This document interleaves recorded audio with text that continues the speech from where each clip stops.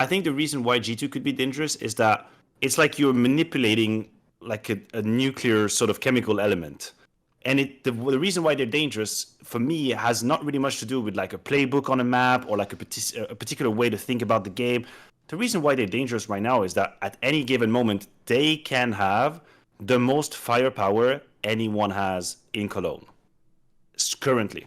With Nico playing the way he's been playing the last month, with Mouths and his uptick compared to Nexa, with Monacy, obviously maybe slightly below what we're used to, but also there's a finite amount of frags that you can have in Counter-Strike. So logically, guys, statistically, mathematically, if Nico is having more kills and if Mouths is having more kills and there's a finite amount of kills, then Monacy is going to have less kills. Like, there aren't infinite frags to be found.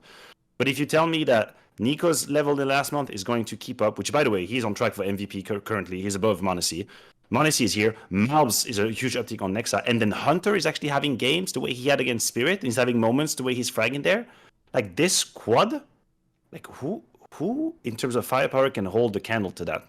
To the level that we've seen them just step on Spirit, step on Astralis. That is something that scares the absolute shit out of me. And I think Snax, even if they're far from having like the perfect playbook with all of like the intricate executes and that the things that take time to organize and all, just by playing very basic, fundamental, like map control Counter-Strike into a couple of like quick witty call, I'll A-exec on Ancient a couple times, 2 times in a row, just to put the defense in a little bit of a whirlwind. Just with simple, fundamental Counter-Strike and the firepower that they have displayed, I have a feeling that this can apply to any map. And that if they were to catch on fire, then I don't really know who can stop them. The only argument would be Navi's protocols and Navi's like incredibly clean Counter-Strike could maybe contain the goddamn nuclear power that G2 currently has. Like that's what I fear. That's why I fear. If G2 makes it past Navi, they go to a best of 5. I feel like the rules of like veto and what team is the best on what map, I almost feel like that power supersedes that conversation. And that's one of the reasons why a G2 Vitality Grand Final BO5 would scare me as a Vitality fan. Those are 2 reasons why I like the bracket though. Because if you ask me, what team can conquer that firepower? Vitality. There you go. That's the one team in the world that is at this level. Because look, VP on paper should have the firepower, but we all know they don't fucking show up. So Vitality, if their 3 riflers go off, they can do it. They can hit as hard as anyone in this game. And you've seen it in some of the maps. It's not always consistent, but you can see it. They can do that too. And the other factor as well for me is this. If they don't get to the final, that would be because they lose to Na'Vi most likely. Like, I think they're going to win the opening match. I think they're going to beat Mouse. I think Mouse... Look, it's not even that. It's just the stage thing. I also think right now, with how hard G2 hits, it's going to be really hard for Mouse to call around that. Like, they used to be in the firepower advantage team. They used to be in the one that has all the players going off. And actually, they've gotten to this point in the tournament. They kind of limped through a little bit, actually. They've had times when they looked a bit shaky, where they've kind of just eased into the tournament. This isn't the Mouse of the other tournaments where they ace the group stage, and then it's like, oh, but will the stage be what defeats them? Not the team. All that. No, actually, they haven't even looked that sick in the tournament in itself. People like Yimpat and Exertion aren't the ones who are fragging out for MVP. Like, they're having kind of normal tournaments for them. So here's the thing. If G2 gets to the semis, this is where the bracket and the format is. Because if they play Na'Vi and they bring that firepower, well, not only have I already seen that EWC final, but that was a BO3. The semis is a BO3. If it's only essentially you're saying to Alexi, win 2 maps out of 3, first of all, that's what he does every day. And secondly, against G2, that just means a couple of extra T rounds that he outcalls them, outpositions them, gets them a round win here and there. On CT side, you're probably going to get overwhelmed generally. You're going to get a lot of T rounds fought against you in terms of fragging from G2. But you have people like Bit, GL, you are going to win some weird rounds on CT2. You're going to have someone where someone does a cool rotation and catches someone off. You're going to have GL win 2 clutches in a map or something for you. So it's going to happen. And then Wonderful's just very consistent. Then on the G2 side, my problem is this. They almost certainly have to be in a honeymoon phase, Maniac. Like, if they're not, then they're the greatest firepower team to ever play Counter-Strike. Yeah, pretty much.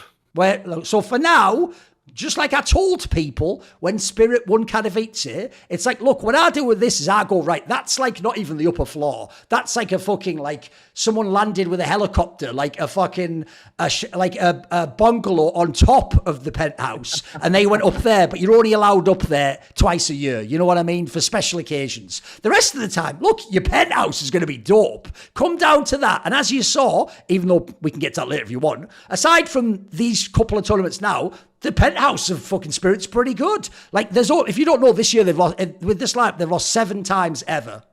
7 times ever. And aside from that one against Mongols, it was all elite teams. It was G2, Vitality, Mouse, FaZe, all the best teams in the world. So the floor for Spirit was really good. It's a similar thing here, right? My problem is, I think you can look at this and you can say, right, if I have to look in my crystal ball, right, Hunter, he can't maintain that. That's just absurd. That wasn't even Hunter last year in CS2 when he was getting his fucking nominations, wasn't at this level. Like, that's going to go down a little bit. Nico, I could believe, is going to stay up. By the way, I said it today. It's my hot take. I think Nico's the best player in the world right now. I think everyone's got lost because they're doing the race for number 1.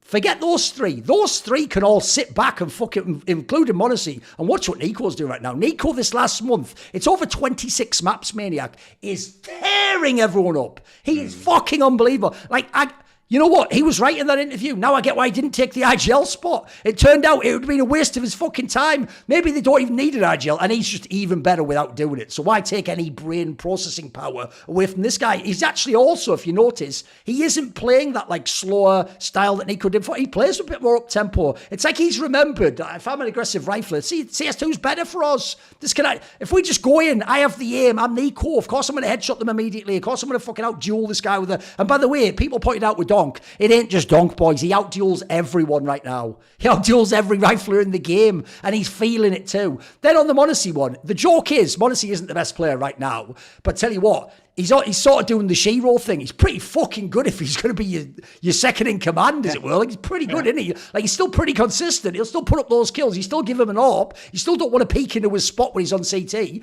The Malbs one, I also think, comes down a little bit. I think some of this is also, like, people... I think he's sort of like initially shocked people. I think he's kind of got a little aura because he's hitting these crazy headshots on people. As a team, by the way, they're steamrolling people when they win rounds. So I think at the moment, everything's flowing. I don't think actually like the calling's that great. I know it's none of you guys ever pull out a great strat they did, or look at the way they held this smoke off here and they had the molly ready. They're not doing any of that shit. They run in and they shoot everyone in the head. So the problem I have is this. I actually do think it reminds me, only in terms of how overwhelming it is, of when they made the initial runs with Huxley. Because every time they would win, they would blast people with firepower. Because that was when Hunter was a top player. That was when Nico was really good. He was going to be the best rifle of the year. And that was when Monacy was becoming a sick rifle. He wasn't quite at CS2 levels yet, but he was that far away. And then you had JKS as your 4th player, and he would just win clutches and CT anchor. Like, that was why that team, again, same thing you said was, if this hits all 4 players, you can't stop them. I mean, we saw there, every great T-side tried it, Maniac.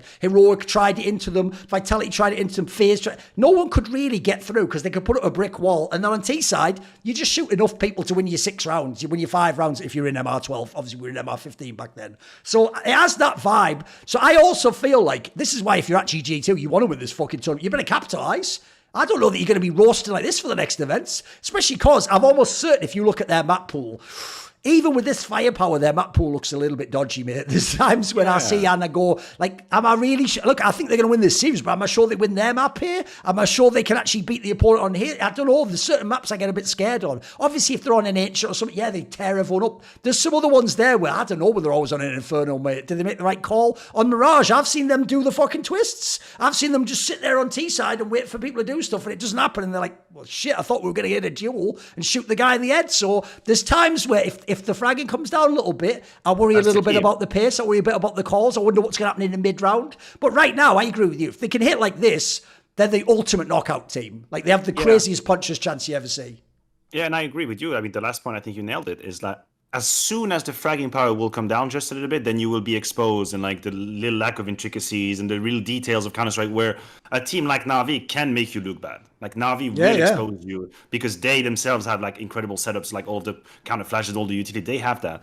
So if the fragging comes down, then G2 could be in trouble. But the problem, or not the problem, but the reassurance that I have is that Hunter is really the only player that I can say with certain confidence will return to the mean. because I feel like Malbs was already popping off before he joined G2. Hell, the reason he even got G2's attention was because he smacked the shit out of them in Pro League, and he literally almost solo carried best of threes against G2. So the way he's playing now on the T side it's something that I can see be replicated over and over again. My question for Malbs is if he's going to figure out some of these anchor roles on the CT side and where he needs to display a bit more patience and need to be a bit more cerebral in some situations. It's not just about, I'm going to white swing and take all my duels. All of the very good anchors of the game have various approaches to bomb size. They can change their positions. They understand the game. That's a different skill set. And it's not the one that really impresses you when you think about Malbs. When you think about Malbs, you almost think of him as an entry, like a wild entry who is going to just lead the charge, W all the way, double entry, huge headshot percentage, super low time to kill. What he's doing on the T side right now, I have no reason to think that won't happen, just outside of the big stage factor, which is something that we still have to consider. We have never seen Malbs on the stage of IEM Cologne. In fact, we have never seen Malbs on any stage of any magnitude or any significance. He seemed to have a really cool swagger to him. Yeah, by the way, for people attitude. who don't know, even though EWC had massive prize pool, it wasn't like a giant event. You could even see the crowd was a bit sedated, wasn't it? Yeah.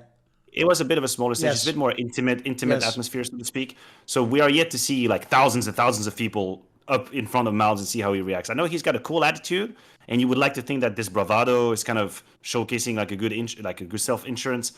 But the truth is, until he's done it, then there's a warranted question, it's warranted doubt about how he's going to behave. But past that point, the way he plays Counter-Strike on the T side, I have no reason to think that's going to stop. And I don't think Snax or G2 is going to shackle him in any case. I think they're going to let him have these moments where he gets to entry sides, he gets to take duels.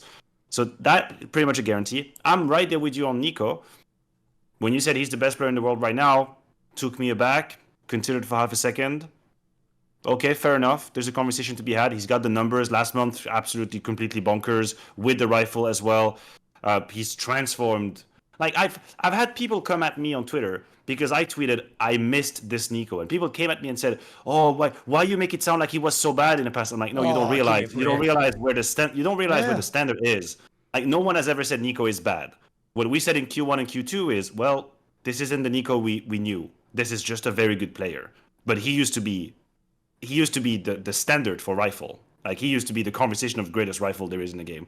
And nobody could touch him in that area. And now I feel like we've returned to that space. We've returned to that mode where he's so instant.